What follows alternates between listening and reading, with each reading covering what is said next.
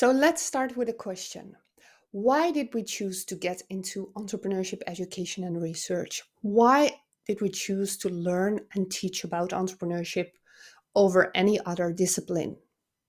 So, for me personally, and I bet for many of you as well, it has a lot to do with creation, and particularly supporting other people to create their projects, their ventures, their businesses, their dreams, really, because it can serve many different purposes. So sometimes it turns into a hot startup, like, for example, Tranqui, Andres and Jorge, who participated in a cohort of Y Combinator. Sometimes it's about standing up for a cause that's particularly important to you, like, for example, Carmen with Wheeling Women. Maybe it's also because you want to protect your heritage, like Quinty. Or maybe it is to create a better life and have a great adventure with a great company on the way. And like, for example, Miguel and Murphy, who created Hype. So we live in an increasingly complex world, and I'm sure you're all familiar with the challenges of these times. The world is changing ever faster, and there's a lot of changes and a lot of hurdles on the way for entrepreneurs as well, circumstances they have to adapt to. And I believe that entrepreneurship is one of the keys to a future, a desirable future that we can create on this world together. So let's inspire some game changers. So one way to do it is the Playground for Entrepreneurs. The Playground for Entrepreneurs is a board game, a physical board game, and we use it in a typical board game setting, usually in small groups, either in the classroom or in entrepreneurship programs like incubators and accelerators and any entrepreneurship supporting program. So this is a serious game. Now, a serious game is a term we use quite a lot in gamification, and it means a game of which the primary purpose, other than pure entertainment. So this is a game with a purpose. You play it with a purpose. It's a collaborative game. So people, the participants, really start supporting each other and helping each other in their journey, their entrepreneurial journey. And the only competition that we found makes sense because participants, entrepreneurs, are so different as individuals, and also their projects are so different. So it's very hard to compare and, for that sake, also compete. The only competition that we found makes sense is you with yourself over time, to measure improvement rather than comparing different teams or different entrepreneurs. So it's got 48 reflective questions, and basically the dynamic of the game, there's a lot of different dynamics, but the basis of the dynamic is always sharing stories and receiving and giving feedback. And it's very easy to follow up, just because in the end the entrepreneur will have insights, but they will also realize that they don't know a lot of things yet. So one of the outcomes is a to-do list. So that makes it very easy to follow up in the next class or in the next session, to follow up on those to-dos, that list that came out of the gameplay. So how does the playground complement a curriculum, and how to use it in an entrepreneurship center context? So these are two of the playground facilitators: Adriana Cadrasco, who is an entrepreneurship educator in Bogota, Colombia, and Joshua Pirwot, who is the country director of the Avoda Institute. And they teach entrepreneurship in programs, year-long programs. So they both apply the playground dynamic. So let's see what they have to say. My name is Joshua Pivot. I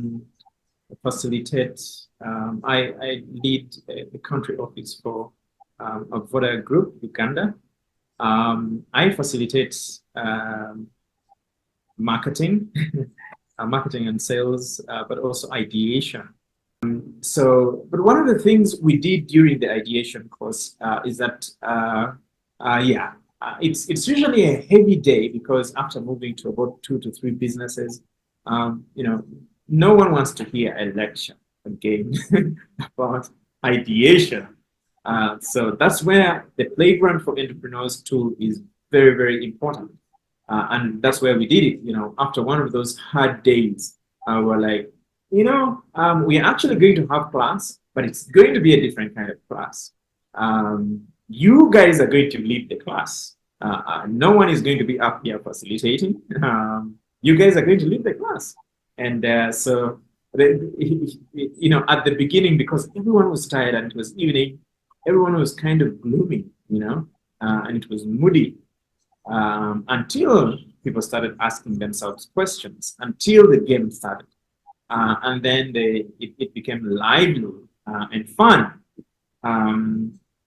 Typically, some of the questions, if an instructor asked them, it would never be clear.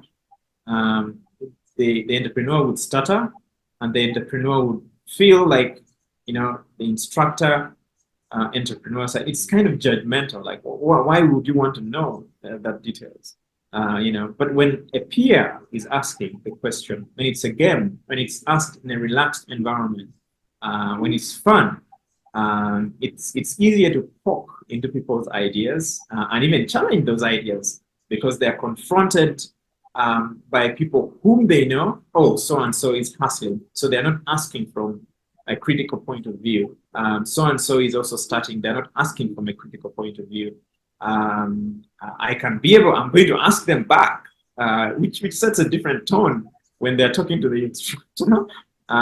You should understand in the African culture, the instructor is a know-it-all person. They're the ones supposed to teach, and the entrepreneur can generally shouldn't give feedback. But this breaks down that structure. The game breaks down that structure and it creates a place where there are peers. Even if the instructor is there and playing, it creates a place where there are peers and where everyone can ask and respond to a question. And that's fun. That's fun. So at the end of the session, everyone was relaxed and chilled out. And the questions actually continued to the elevator. Some of the ones who are taking the stairs were still discussing the questions. They were still challenging themselves, and it continued. Even when the game wasn't there, the questions were there, and it continued for a few more days. Now, the next day they were going to another ideation trip. They went with the questions in mind. They could ask the business leaders and the business owners more targeted questions and the questions they were asking themselves. So it was fun. The Playground for Entrepreneur tool is an amazing tool. My name is Margie Cadrasco. I have been teaching entrepreneurship for about 15 years. I started in middle school projects about entrepreneurship in Colombia, and now I'm teaching in Universidad de La Salle in Bogotá. I give 2 courses from first semester to the last one. So I had different groups in about a year. And I can say Playground for Entrepreneurs is it offers some valuable insights of impact for developing entrepreneurial skills from this observation, because the beginning was something more experiential, if one can say.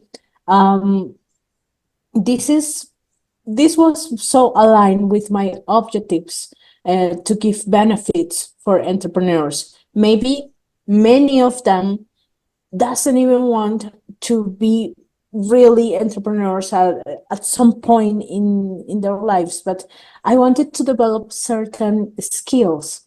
I found this game can improve collaboration and teamwork at some point, and is naturally encourage participants from the beginning.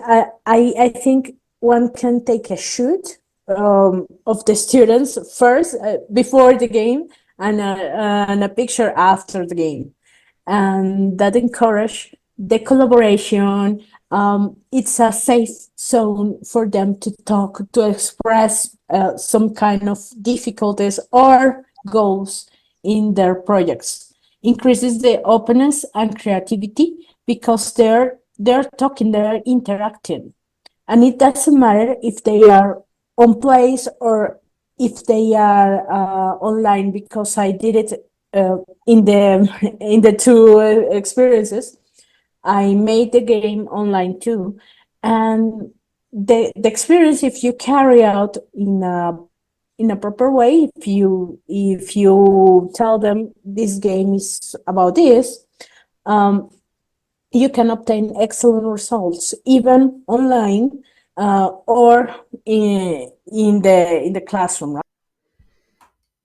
So those were the experiences of the application of the playground for entrepreneurs by Adriana Carrasco and Joshua Pirwot. This is the game. So the game really has 4 areas. So there's the heart area, which is the red area. The heart area is about passion. It's about how to organize yourself for entrepreneurship, because we all know it can be a marathon and there can be a lot of obstacles on the way. You don't want to burn out. And it's also about how to get your team together. The ear area, the green area, is about listening to customers and listening to experts and getting to the right insights from that listening part. Then there's the eye area, which is about observation, observing customers, but also observing the competition and being different than the competition. And the hand area, the purple area, which is symbolically doing things with your hands. So market experiments and prototyping. Now, each of the areas has 12 questions, 48 in total. And these are open questions, reflective questions. There's no right or wrong answer. The questions were brainstormed with entrepreneurship coaches and educators, then edited, selected by even more entrepreneurship coaches and educators, and edited again. So it's been a whole process to get to the most useful questions. And the basic dynamic of the game is to share stories, to share experiences, to also share obstacles if you're not sure yet, and then receive all sorts of feedback. And that feedback, of course, can take any shape. It could be a story, it could be advice, it could be maybe questions, asking questions. So the outcome for the participants will be a to-do list and insights, figuring out parts of your business model, but also realizing that you don't know everything yet. So that turns into a to-do list that makes it very easy to follow up afterwards. You can bring the to-do list down to one thing. So the most important thing to do before next class or next session, and then follow up on that particular thing to do. Now, while they do the gameplay, the participants really develop different and more meaningful relationships. They share this experience together, and often they stay in contact, even if they don't know each other. They exchange phone numbers and they start supporting each other, helping each other in their entrepreneurial journeys. So this game really applies to the business discovery, the customer discovery part. So it's really about figuring out and reflecting on business models to improve business models with the feedback that you're giving and receiving. And that's where it applies. It has a lot of lean startup, it has a lot of customer development, and it has a lot of effectual thinking. So just for this occasion, I want to share with you an additional dynamic, because the playground is also a very flexible tool. Generic gameplay is with small groups, so 2 to 6 people and a facilitator usually, but you can adjust it very, very easily to different audiences, different sizes of audiences, but also different levels of experience and different different types of ventures also. And we use a lot of additional dynamics in that process. And one of them is the seesaw. So wherever possible, we try to stay within like the playground dynamic. And this is the seesaw. Now there's cards on the lower end, usually, that need some more thinking. So these are cards, the tiles of the game that need some more thinking. They either lack clarity or validation. And the cards with ideas that and facts that you are happy about, the cards that already have clarity and validation. So of course, the idea for the seesaw is that it tips over. So first, it's a good discussion to have with the students or with the entrepreneurs is, what does it mean if it tips over? How many cards, how many tiles do you need?